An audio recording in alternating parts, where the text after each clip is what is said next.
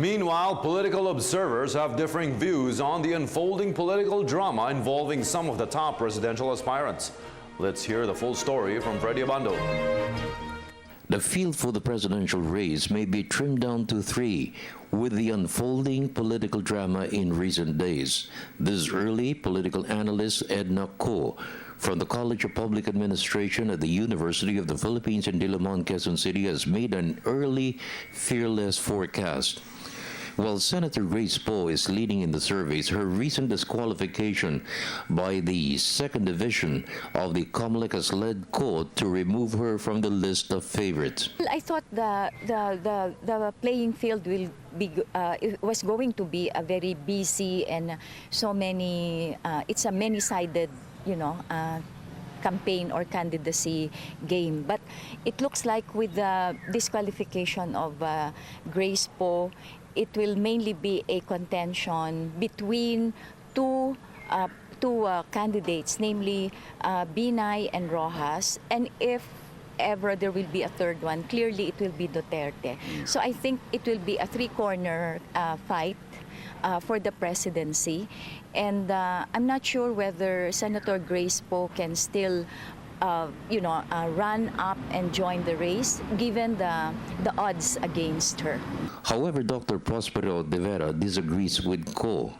De Vera stressed that Poe is very much in the race to win in the 2016 elections. The COMELEC 2nd Division disqualified Poe based on a petition of lawyer Elamparo Estrella questioning her residency and citizenship. The NBank of the Commission on Elections has the final say.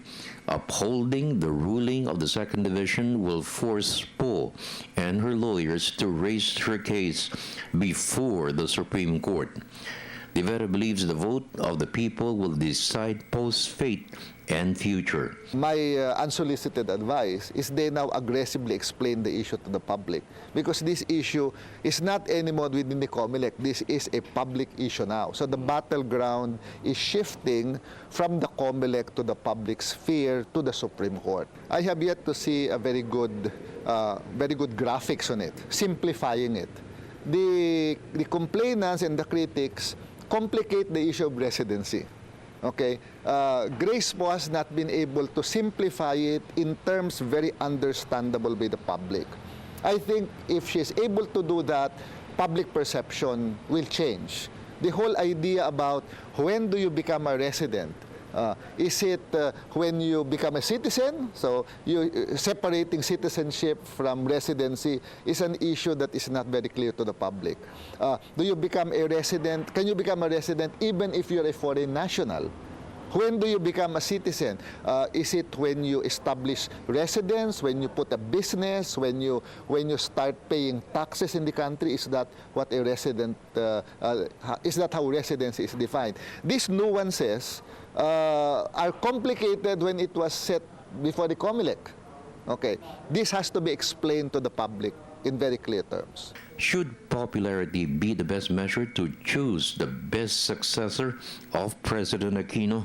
Professor Ko said the incoming president should have command of the challenges facing the future of our people and the nation, local and foreign. The incoming president or the presidential aspirant who we will vote for in 2016 is going to be facing a daunting task. It is not just the internal economy, the stability of governance and institutions in this country, not only poverty reduction, but it is faced with global issues. The global issues concerned our contestation on the territorial waters, and therefore there should be someone who has not just a political expertise, but also the savvy of international relations and how we deal fairly and squarely with our neighbors, given the onslaught also of the challenges of the ASEAN, as well as our APEC. So I think it's also about the political savvy, the vision of a manager will come in, balancing between domestic concerns and domestic affairs with international affairs. So this requires a choice for a leader who will be able to look strategically at what the country needs. Cole stressed LP Standard Bearer Mar Rojas should go beyond pushing the continuity of the president's straight path of governance. The Daang Matuwid, I think, is probably 30% still relevant if we want to continue the progress that we have earned during the last few years. But that is not all in the whole game. He has, I think Rojas has to move beyond the Daang Matuwid. He has to show what he has in mind in terms of making things move faster, more efficiently, and making things happen and produce the results that people expect to see. So it is going beyond the Daang Matuwid. It has to be output and results oriented. It has to be outcome based, and we have to see the results. Budget Secretary Florencio Abad stressed the rising consensus of the people calls for the continuity of the country's gains under the Aquino administration, and Rojas is the most qualified to sustain economic growth and reduce poverty incidents. This is the very first time since martial law that continuity is something that is being pushed by practically everyone, and that people are hesitant to say that they're going to change things or reverse things that this administration is doing, which really means or acknowledges the achievements of this administration. And I think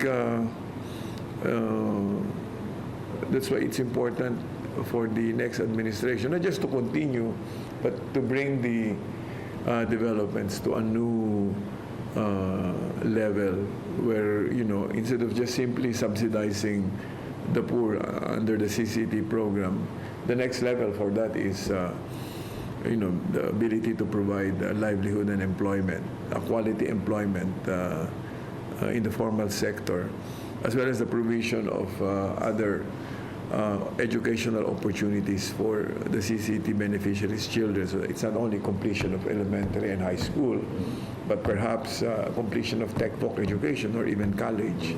For the People's Television Network, this is Freddie Abando reporting.